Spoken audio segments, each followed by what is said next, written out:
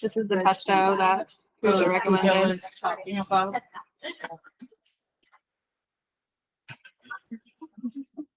You guys want to grab it right now? Or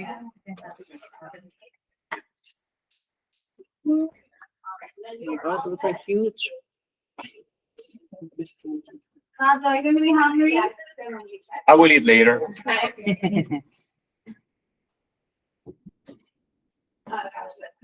think we'll bring the paper out. Yes. We always put the pizzas there so we can grab it on time.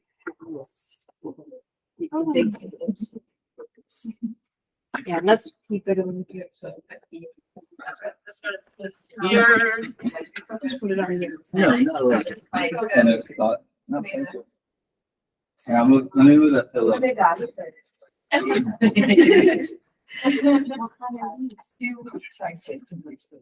Becky. Ow. Oh. You got it? I mean, I did. Oh, I can't. I Oh, don't it's down there. Oh, there's a whole zoo. Yeah, I think there's somebody. Like one person.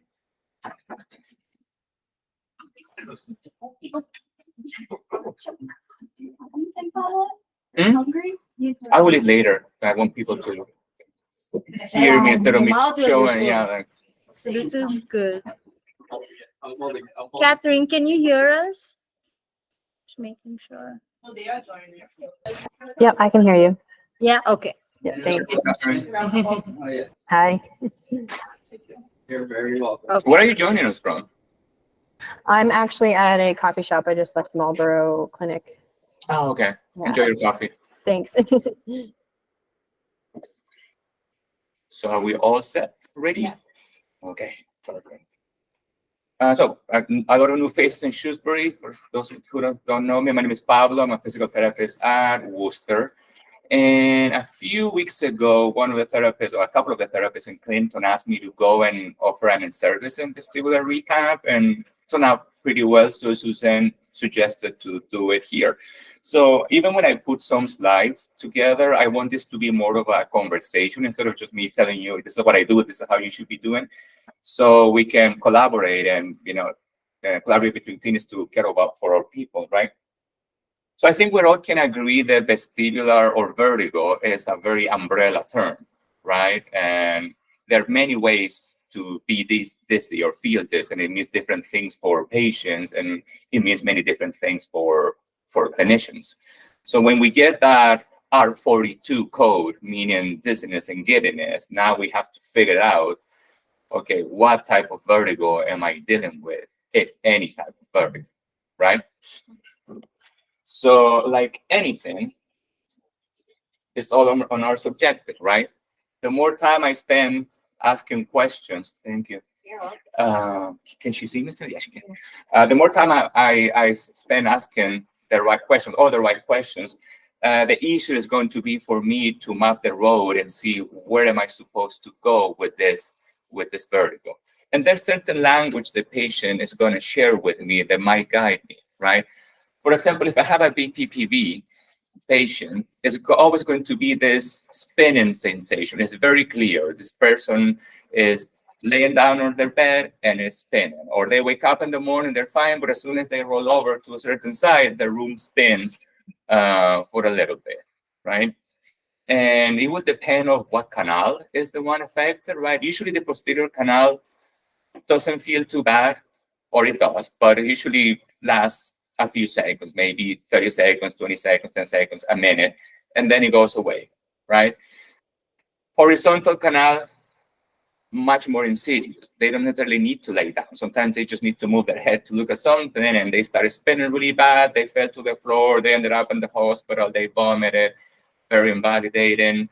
Do I have a brain tumor? They did a CT scan. I don't have a brain tumor. Maybe I have a stroke. Maybe they took it wrong because it didn't show anything, but there's something wrong, right? Very scary, right? Vestibular dysfunction, it will be a little different, right? There's not usually a spinning sensation. Now, there are many types of vestibular dysfunctions.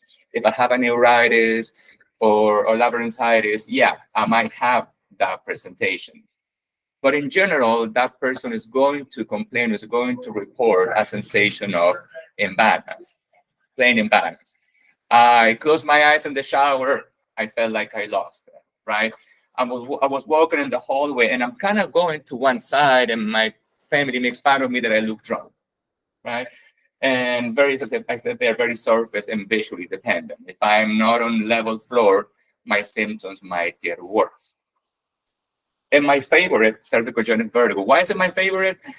Because you kind of have to combine your neurological skills with your manual therapy skills. You know, sometimes they don't live together, right? The neurotherapist does that and it doesn't really do much manual, or the orthopedic therapist stays away from the neurological side of things. When you treat cervicogenic vertigo, you kind of have to know both. You really have to know your upper cervical spine. This type of vertigo, there's an imbalance, there's a fogginess, there's no spinning usually. Most of the time I look down, okay, I felt, when I came back, I felt a little dizzy, I'm not really sure, like I'm kind of confused, like a tunnel vision thing, but it's usually related to neck pain and headaches. So that person who is feeling the cervicogenic vertigo might also report having migraines here and there. You know, I classified it in this chart like that, right? However, the funny thing is that sometimes they combine, right? There have been times, specifically one time, when everything was leading me to think I was dealing with a cervicogenic vertigo. And I did all my examination. And at the end, I did a Dix-Hallpike. And, oh, it was BPPV. So all my train of thought, I had to throw it away and just focus on the easy thing that moment that it was the BPPV. Now, once I start my evaluation, even if I don't suspect a cervicogenic vertigo, I always check on neck range of motion, right? If I haven't been moving my head for a while because I get dizzy, I'm going to stop moving, right? I mean, if I know that if I turn my head, I get dizzy, I'm just going to stay right there, or I'm not going to move much. And that is going to trigger cervical problems. So that's one of my goals to when I do my evaluation. So I learned this assessment during my certification. You know, there are many ways that we evaluate vestibular spinal reflex, or basically just balance, right? I find this one way more functional. It has 7 positions, right? And you grade them either if they did it normal or if they fail or fall. As I say, you don't wait for them to fall, you just catch them, right? But the first position is just regular stand, 20 seconds. Okay, you might document if they sway a little. Then eyes closed, 20 seconds. Stagger stance, 20 seconds. Then eyes closed, 20 seconds. Right, and then regular stand on a foam pad. They use a foam pad that it was the thickness of 2 of the airexes, right, that we have. So for research purposes or to abide to their assessment, that's what I use in the clinic. 2 areas, one on top of each other, and eyes open, right? Then eyes closed, and finally a Fukura test. Like the Fukura, we all thought that the Fukura, you just close your eyes, march in place for 40 to 50 steps, and you document whether the person turn or stay steady, right? In their research, they say, you know, nobody goes through life like this, right? So let's just put our hands on our waist, right? And the Fukura test, you document if they turn anywhere from 30 to 45 degrees to one side or the other. 50% of people, let's say, with a right vestibular issue will turn right, 50% will turn left. So it doesn't really tell you much which side they turn, right? You just want to know if they turn. And the research then found that if people fail on position 6, which was eyes closed on the foam pad, plus position 7, Fukura test, you're 95% likely to be dealing with somebody with a vestibular impairment. If people started to fail before, anywhere from position 1 and 5, you can't really discriminate. You can't really rule in or out that it was a vestibular problem versus neuropathy, old age, deconditioning, any other thing, right? But again, if position 6 and 7 are abnormal, that should guide you that you're dealing with somebody with a vestibular problem. Okay? So well, you will see that I go from the least provoking test to the most provoking test. I'm not going to do a discount like right away, even if I suspect it, because if that person gets very dizzy and very scared and doesn't want to continue with the evaluation, then that's the only thing I documented, right? And I tell them that I'm probably going to get them dizzy anyways. So ocular motor assessment, VOR. Are we all familiar with VOR, right? I keep my eyes on a target, 2 hertz. But the way I tested it, the head impulse test, right? I shake their head, I ask them to be relaxed, I explain them, I tell them, look at my nose, don't look at my eyes, right? And once I stop, if they're looking somewhere else and they come back to my nose, we call that a corrective saccade, and it's usually the side that is affected, right? If I did it to the left and when I did it to the left and they came back to my nose, then the left side will be the one affected, if it's unilateral, right? And pursuits, right? I trace an age, and I try to use the width and the height of their face, right? And they have to be smooth. And I do it in that width because there's like 30% of people, if you bring their eyes to the edge or the end of their visual field, you're going to see an nystagmus that is normal, right? So if I'm doing it too wide, I'm going to be pathologizing something that is normal. And I'm going to be like, hey, there's an nystagmus there. I'm going to document that it was a normal when it wasn't. It might be just that 30%. So I keep it small. The same with the saccades, not too big. I ask them to do it quick, up and down, side to side, a few times. And I want to see if they're able to reach the target, if they have to stop in the middle, if they go too far away. But even if they do it normally, I would still ask, how did they feel?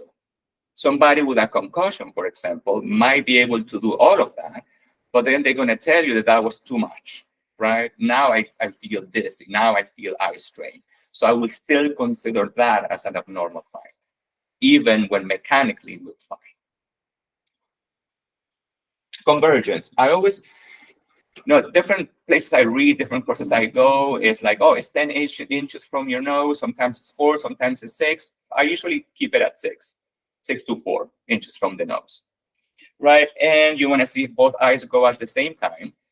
Somebody with a concussion, again, might tell you, you might see that they can do it, but they might still report, oh, when I read after a couple of minutes or a few minutes or 2 paragraphs, my eyes are killing me and I have to stop, right?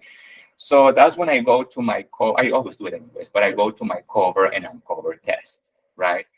I have the target there when they can see one and sharp. And then I start covering and uncovering one eye. The way to do is with that little spoon. It almost looks like those coffee spoons that you use. So I cover and uncover, and I see how the eyes behave with that, right? If I uncover this, this eye should be right there still. If it was to the side and then came back, that's called exophoria, right? I think I wrote it there on the diagram. If it was in and then came back, it's esophoria. If the other eye is moving, now I'm talking about tropias, like exotropia, esotropia, right? So what does that tell me? That person can do that functionally. They can converge. However, it takes a lot of them and can only do it for so long, right? Very typical in a concussion patient. And the other one that I like is optokinetic, not that I like, something that we assess is optokinetic reflex. What that reflex does is when there's many things moving in an environment, I should be able to track something for a little, track something for a little while. So it's basically that patient that will tell me, I'm fine, but as soon as I go to the grocery store and there's so much going on, I get so fatigued, I get dizzy, I get symptomatic. So the way to assess that, I go on YouTube, I go on a tablet, and I find a video of this. So I have them watch this for a few seconds. Most people are going to try to follow the lines. I just tell them, just stare at it. And even if they try to follow for a little, they can't keep up, right? So they're just going to be staring at this. Again, a tablet because it's supposed to cover most of your visual field. And I'm in front of them, and I'm looking at what their eyes are doing. I should see some small saccadic movements, right? Then I go and I pick the other direction, and I do the same thing, right? I don't know that she can see it there, right? So, yeah, if I notice that one side is diminished or absent, then it will be a positive sign on that side. I like that because I might not do this on the first visit, especially in a patient with a concussion who struggle. They're not going to come back if I do that to them, right? But as we are progressing, things are getting better, but this person is still having issues with a lot of movement, with busy environments. I went to practice and I did a little, and then I was done. I will go and check that out. And if I find it positive, it's a good way to justify continuity of therapy, right? Objectively, right? The thing with concussion is only what the patient reports, and sometimes that's very hard to document and justify for an insurance, for a workers' comp particularly. So when you have a deficit on that, it will be a deficit on visual vestibular integration. When you have a deficit on optokinetic reflex. Oh, I don't know what I did there.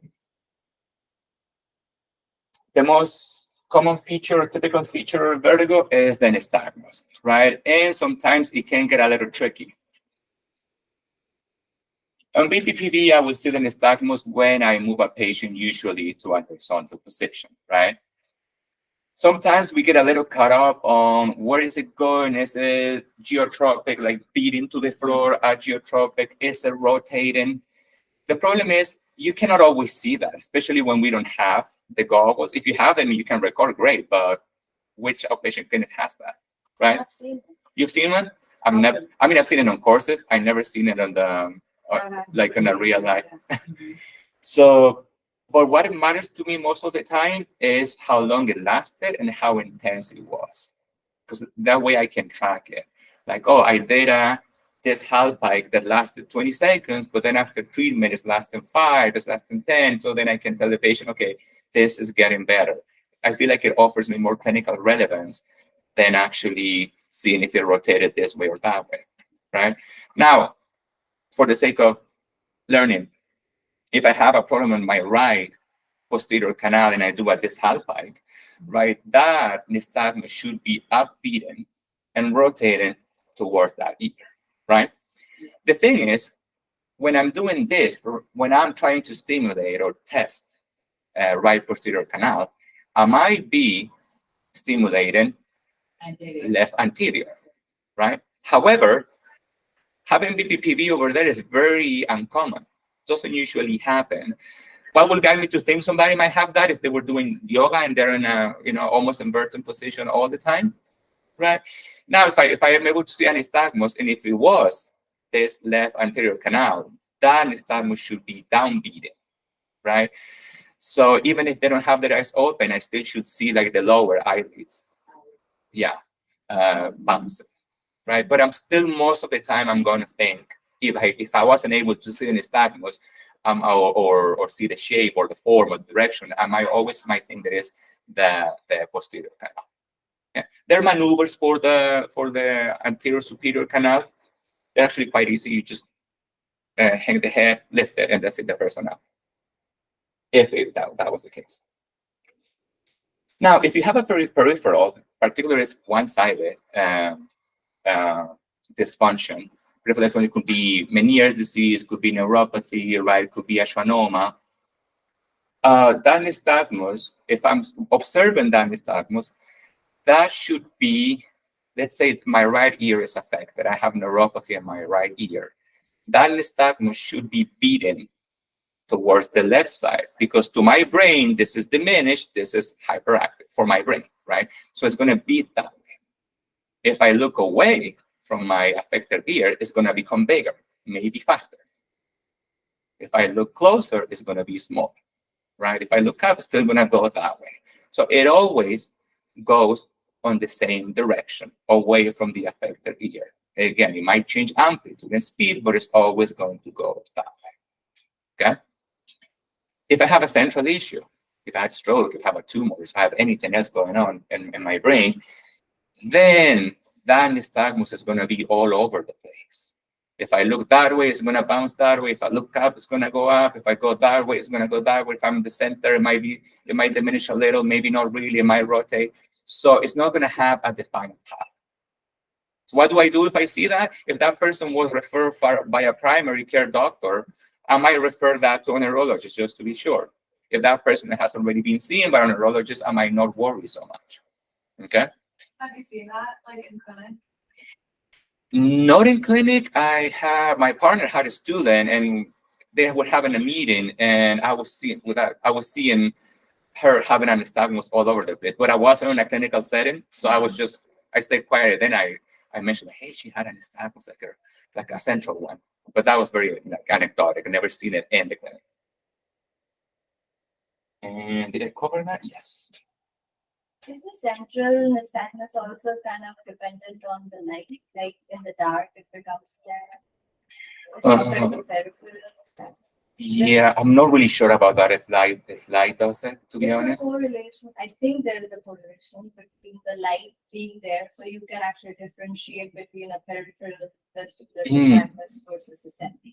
So if the light's there, let's say, and it think diminishes, that would be I'll have to central. just go back and see, but I think there is a correlation between if you're in an environment that has light versus an environment that's dark. If you have like nystagmus and that, or the patient feels more dizzy, you can actually also differentiate between central and. Oh, interesting. Because I always thought that regardless if it was peripheral or central, light could inhibit it. But I didn't know you could actually differentiate them. So Let me go back and I'll search for it. I will be waiting for that email. Yeah, I'll definitely get it. Right, we talked about that already, right? Posterior canal, this half pike, upbeat, and rotatory, right? Are we all familiar with, this half pike and then the Epley maneuver, right? Yeah, we have the Epley maneuver, but then there's the Simon maneuver, which is somebody can really roll, then it's like sideline, and then you move them to the other side with the head looking down. To avoid canal conversion, meaning that the head move at the wrong time and the wrong way, and you set that posterior canal, which wasn't too bad. Now you send those crystals to the horizontal, and that person is going to get much worse. Always when you do any of the maneuvers, I really instruct them to just stay down there, right? Even if they get dizzy, don't try to get up, because then I can control what the head is doing. Same with Simon. If I'm moving them to the other position, I put my hand on their face, so they're gonna try to look at me inevitably as they move from one side to the other, and that's gonna disrupt the maneuver. So I'm moving you, I'm sorry, I'm gonna slap you in the face, and then you lay them down there, okay? That's a little bit of a suggestion for that one. Ooh. So remember we talked about horizontal canal, and I said before that sometimes don't get too caught up on which direction the nystagmus is going. For horizontal canal, that can be actually important, because if I'm laying sideways, right, if I'm rolling to one side horizontally, both of my horizontal canals are going to be stimulated. So how do I know which one do I need to treat? Right? The one which goes downwards. It changes though, right? Because you have to see because they're both on the same plane. But if it's going downwards, the right is affected. If it's going downward, I mean, they both going to be downward. Compare both the sides. Yes, you compare both the sides. Exactly. Which one is more downbeating the magnitude of the nystagmus? If it's downbeaten, right, so it's going towards the floor, I will pick the one that is the most intense. Yes. Exactly. So if it's the opposite, if it's going towards the ceiling, I will pick the one, so it's agiotropic, right? I will pick the one that is the least intense. And that will be the side that I will treat, right? With there's maneuvers like Appiani, Cassiani, the barbecue roll, right? That's the one that I tend to use the most if I can identify which canal is the one affected. Again, if they're going down to the ceiling, it's the most intense. If it's going down to the floor, more intense. The more intense, that's where I'm going to start my barbecue roll. If it's going towards the ceiling, I will pick the least intense or less intense, and that's the side that will start my barbecue roll. Okay. So while you're testing, have you found any horizontal canal nystagmus? I have. Actually, I found one like this week. Oh, really? Yeah. I mean, and they vary so much. I think I used to see them way more frequently in my previous clinic.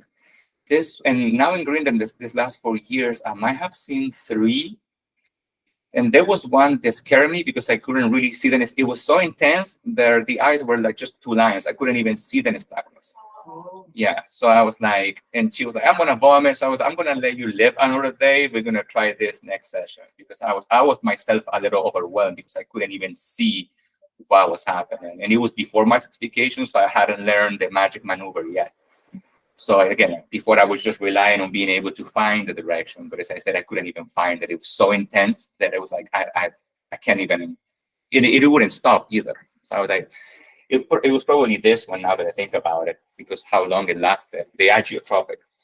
But at the moment, I couldn't really make much sense of it. So there's a maneuver. I don't know what are we doing? How we have time? Could I use a model for a maneuver? Do you? Okay. I got you guys. I'm a team player. Luckily, we're going to be on one of the tables. Oh, okay. So luckily, there's a maneuver. Right now, it's called the hybrid maneuver, where you don't really need to identify where or which canal is affected for horizontal. So that has been a lifesaver lately, because even if you can't really see what it's coming from, you couldn't see if it was a geotropic or geotropic, you can just start right away. The other thing is horizontal canal can be so insidious that you might not want to be spending so much time, right, trying to test. Yeah, we can move it forward. You're going to say right here. And let's say I'm testing horizontal. A little bit thing. Let's say I'm testing horizontal canal, and she's like, "Oh my God, I'm spinning," whatever. So I immediately bring her up, and like 30 degrees, 20 to 30 degrees of flexion, and I just stay there for a while. Usually around a little more than a minute. If it's not too bad, I might wait until the symptoms subside. But if it's too bad and she's not having a great time, I might just do it for a little more than a minute, and that's it. Okay. So I wait there. Then I bring her head down. Try to bring it as much as you can. So I want the nose at 6 o'clock. I might turn the body if there's somebody with limited range of motion. Same thing. Yeah. I can't really see her eyes, so I will be asking her, how do you do? And is it getting better? If she can tolerate it, I will stay there until symptoms subside. Again, if not, if it's too bad, I will do a little more than a minute, right? Now, we're gonna roll over to the other side with your body too. Roll your body, roll your body, roll your body, all the way, all the way, all the way. And now I'm, again, looking down. Same thing. I wait until the symptoms subside. Good. And now swing your legs over. And sit. Are you dizzy? No. Oh, she's scared. See? It was a magic maneuver. So, thank you. So that is a maneuver. It's called the hybrid maneuver. And again, it's a lifesaver because you don't need to know, again, which one is Which the one? affected. Yeah. The affected What's the canal. name? Hybrid maneuver. Oh, just the Hybrid. name of it. Yeah. And it's on the slides. Okay, that's So nice you to know. can revisit it later.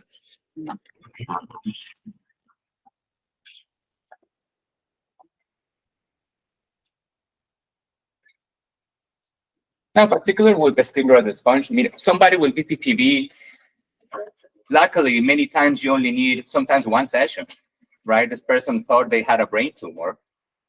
They came to see you, they have BPPV, you fix it in one time, they come back and they love you, they bring you cookies, right? Because they don't have a brain tumor anymore, right? It was something much simple and you give them answers, okay? I might include VOR if I test and if I notice they have other balance issues. I might still include some of these, but I'm probably not going to spend too many sessions with them unless there are other issues. Like, they also have weakness. They also have some stiffness here and there that is impairing their balance beyond the BPPV. Then I might try to justify therapy and keep them for a little longer, right? But in general, if you have a vestibular dysfunction, you're not really going to fix that, right? If you have peripheral neuropathy, or you have a schwannoma, that's not something that you're going to fix. So then you go back to neuro rehab principles, right? And then you start with concepts like adaptation, habituation, and substitution, right? Adaptation is basically working on VOR, right? VOR 1, you can do it seated, you can do it standing, you can do it walking, you can do sit to stand. Your creativity is the limit of what you can do, right? You can use skaters, right? If it's somebody who's into sports, somebody who's had a concussion, right? We don't really work so much in saccades on their own, on pursuits on their own, unless it's a concussion patient who's having a really hard time. However, I'm not going to stay there more than 2 sessions. As soon as I can, I need to start including VOR. I need to do eye movements with head movements in order to get to the central nervous system. This is just muscle training, right? Now, habituation is the same concept of working with VOR, but now we're using the environment. Now we're going to treat that deficit that we call visual vestibular integration deficit, right? That would be, as I was saying, VOR, doing skaters, right? Or something that I like to do is 180 body turns in different ways, right? I can fix my eyes there, and that's true for anybody, even for people with Parkinson's. Sometimes it's very useful, like, use your vision and then work on your turns, right? And you can do many different things, right? You could even jump and like up there and then jump. You can close your eyes while you're jumping, okay? Obviously, that's for somebody who is more advanced on their rehab treatment, but you want to be able to find different ways. Use vision, occlude vision, use a surface, every time more and more challenging. And habituation, right? I'm trying to go to neuroplasticity, right? That's my goal. What works a lot with neuroplasticity? Cognition. Sometimes if I'm doing a VOR2, that's already cognitively hard enough, right? But if it's somebody who's more advanced, I can, okay, count by 3 from 100, right? Something that we saw in our course was like, I find this one pretty fun. It's like, these cards that they have written a color, but the color doesn't match the word. So it says blue, but it's actually red. So I tell them, okay, name the color, not the word, while you do a VOR exercise, okay? And they lose it right away. Or this one, I have random words, and I tell them, okay, you're going to be walking doing your VOR, or you're going to read to me the opposite word. So if it's a 4, it will be a 9, right? Some of those are very obvious and very, very simple, but then you have some things that are a little bit more abstract, like a tree. What would be the opposite of a tree? I don't know. Like, yeah. Or a car would be a sign, right? A leaf would be a root, but if you're having a little bit of some processing issues, it might take you longer to come up with that. Exactly. It's the same thing. Your creativity and what you have at hand in your clinic will be your root. I like this one too. It has many different shapes, and I tell them, okay, find how many umbrellas I have in my car. It's a very busy car, right? Now I need to know myself how many there are. So that when they come back and tell me I found 8, I was like, there were only 4 actually. Then I would go to substitution, which is when everything else fails, right? I need this person to be able to handle an unstable surface and not fall. That person might not walk pretty, but at least they're not going to fall. From my previous job, I had this patient who had a vestibular schwannoma. Then she had it resected, and then she followed me to Greendale. And the first day she came with her husband, a walker, and 2 people holding her. Now, by the end of she was with me for like a year at Greendale, and she still looked very unsteady when she walked, but she wasn't falling. Okay? Because, we know with vestibular schwannomas, they're very variable, right? Some people will recover and they're fine. Other people will never be the same. That was her case. But again, she wasn't falling. She could compensate. She was used to challenging visual environments and challenging surfaces. So that might be my goal there.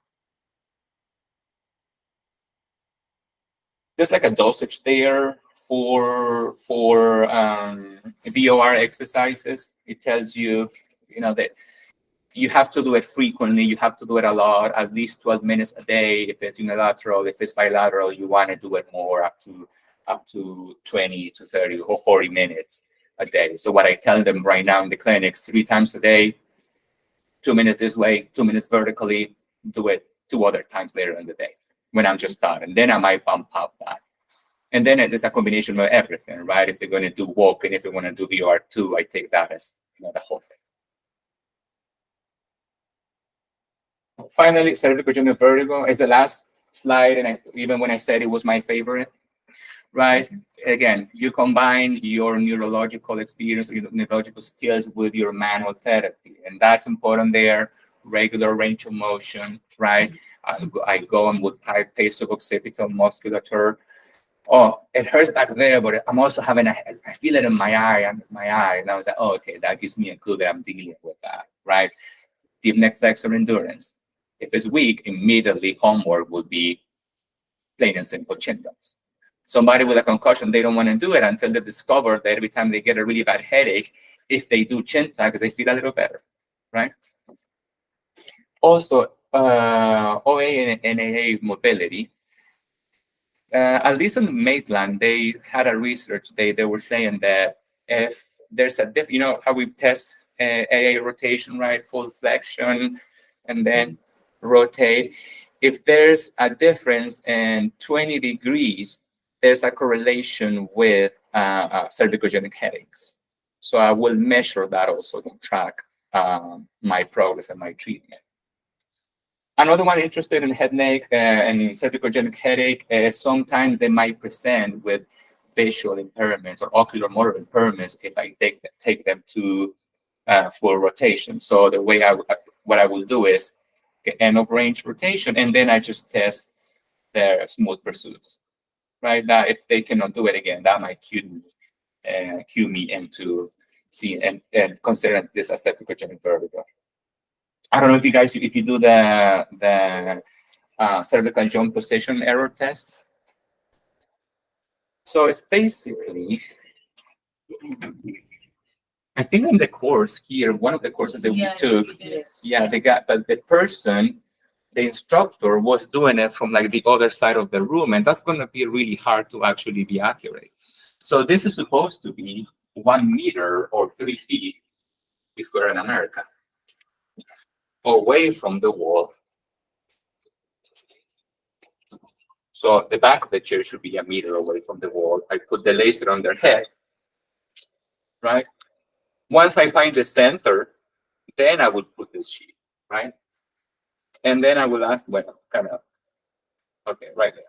I tell them, okay, 3 times to the right, find the center, but then do it a few times with your eyes closed and open your eyes when you think you're in the middle. I cheated there. I opened my eyes before, but right? Technically, if this person is outside the yellow circle, then that's considered an error. Okay, that's a good way to quantify cervical proprioception, which is technically the problem in a cervicogenic vertigo, right? My brain doesn't know what my neck or my head is doing, right? And it could be treatment too. I can have them do that as a treatment, and then maybe I would put them farther away, so to train that even more specifically. In Worcester, we have a maze. I don't know if any of you have been in Worcester, but we have a big poster with a maze, and people track that maze with that laser. We put them on a stable surfaces, like the air rig or sometimes the rocker board, and they have to track the maze. We do different things. Sometimes I'm like, okay, look at it, close your eyes and try to track a little for almost nothing, then open, see where you are, come back, right? Oh, and the other one that I like a lot is I just wanted to say hi real quick. How are you? Good, how are you? Fine too. I haven't seen you forever. I know. And I just saw Karen, and she told me to tell you hello. Say hello too. I will. Another one that I like with the same laser, I mean, I'm not going to go down there, but it would be like, okay, stay there on the spot, or turn your body, right? It's actually, it looks easy, but it's actually pretty hard. And I can do it. I can do movements. I can, okay, try to stay at the same spot regardless how you're moving back. Again, a good way to train back proprioception. Any questions for anybody? No? Okay, then I will eat pizza before I have to leave. That was wonderful. Thank you so much. You're welcome. Thank you. Thanks, everyone. Thanks, Pablo. Thank you so much. Let me stop recording.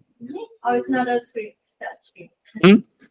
It's not a touch screen. Oh, okay, I was trying to stop the recording.